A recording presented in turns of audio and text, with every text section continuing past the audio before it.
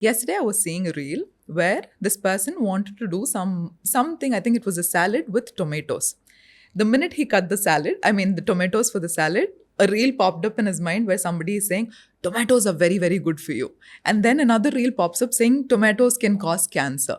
While there is so much information that is out there is also so much misinformation that is out there, which is coming from people who are not experts.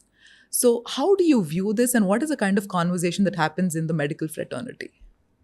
First of all, thank you for having me here. And Gayatri, I'm very, very happy to see the growth that you've had. I've known you for a very long time, yes. Seen what you have gone through and who you have become. And I think it's so fulfilling to see you today here like this. Okay? Means a lot. Thank Absolute you so pleasure much. to be here. Thank you. And of course, your wonderful team. Thanks for having me here. So, see, for a qualified professional, it can be very, very frustrating to see this kind of information that's available on social media. See, there are a lot of people who put out information because they have gone through a certain journey and they kind of cracked it. Correct. Right? And they are very eager to put it out there because they also want to bail out someone who's going through a similar experience. It can come from that kind of a place. Right? And there are the hardcore qualified, fully qualified experts who also want to put out authentic information and not necessarily always someone who's got a lot of followers. Right? Yeah. Exactly. You might be very good at what you do. Yes. Say be a doctor, be a physiotherapist, or say be a qualified dietitian. But then sometimes you might not be able to crack it. Yes. Right? That's Yes. also there. Yes. So I think influencers or digital creators are experts in that. Yes. And they get it right. And then the kind of followers, and of course they look into their insights, and there are so many other aspects which is very important to get the numbers also. Right. So see, there's too much of information, and that's the problem these days. Right. So if we were to give a plan, it is customized for a person, right? So we need to see who they are, what they've gone through right from childhood, where did they grow up, what's their ethnicity, and also what's the budget right now at their disposal. Because these days I see a lot of my clients who have lost their jobs.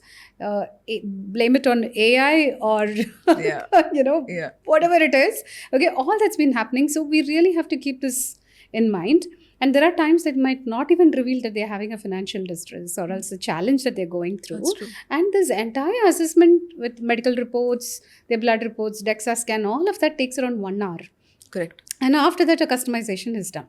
So a tomato might suit one person, but not the other individual because Exactly. they have so many other issues. Yes. Okay, so recently there was a reel which I had posted on 5 worst breakfasts. Yes. You saw I that? saw that and it became super viral. I was like, thank you for posting this. Okay.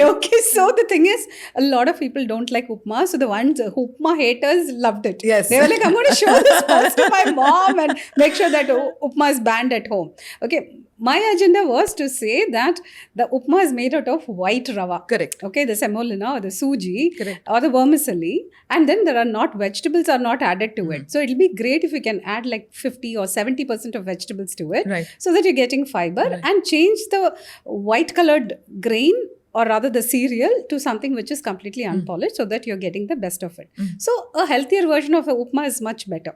So the idea was that. Yes. But if you look at the comments, they were like, do you know upma has fiber? The curry leaves which are added to it has fiber. That's minuscule.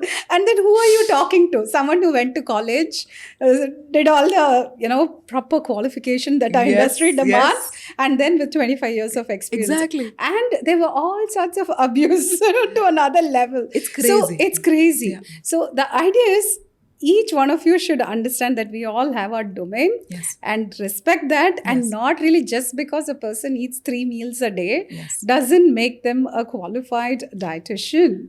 Exactly. And what you said is so true because yesterday I met a friend of Nitin, who's also a doctor, and I was telling him how it is important for him to be on social media. He told me, Gayathri, do you realize just being on social media is in itself a profession altogether?